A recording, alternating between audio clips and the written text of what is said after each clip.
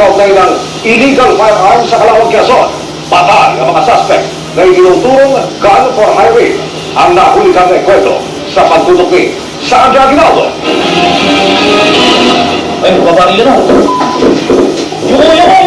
Nagula sa mga motorista nang umalingaw-ngaw ang sunod-sunod na putok ng mga baril sa Calauag, Quezon kahapon.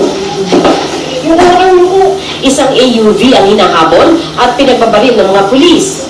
Hoy! Hoy! Sa isa pang dashcam video, kitang natarantang ibang motorista na marinig ang barilan. Biglang nag-counterflow ang humarurot na AUV at muntik pang tumbukin ang kasalubong na sasakyan.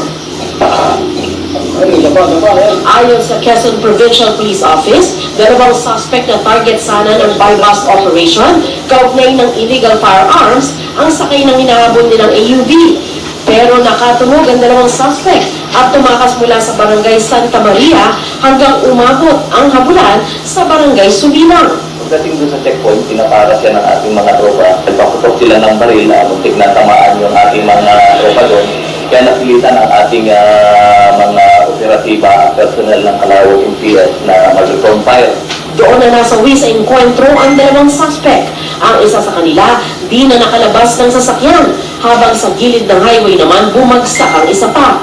Wala namang nasawi o nasugatan sa hanay ng mga pulis. Ayon sa mga otoridad, sangkot sa gun for hire ang mga nasawi na dati nang may mga kaso. Mga known personality doon na involved sa mga shooting incidents sa Candelaria, Taong, and Sariaya, and Lucena. Marami siyang kaso, marami siyang mga na-file sa kanya na murder cases, pero karamihan dyan binidraw ng complainant at yung iba na-dismiss. So, Tukoy na ang pinagkakakilanlan ng isa sa mga suspect habang inaalam pa ang detalye ng isa pa. May na-recover din mga baril at bala mula sa pinangyarihan ng insidente. Binalikan din ng Soko kanina ang pinangyarihan ng enkwentro.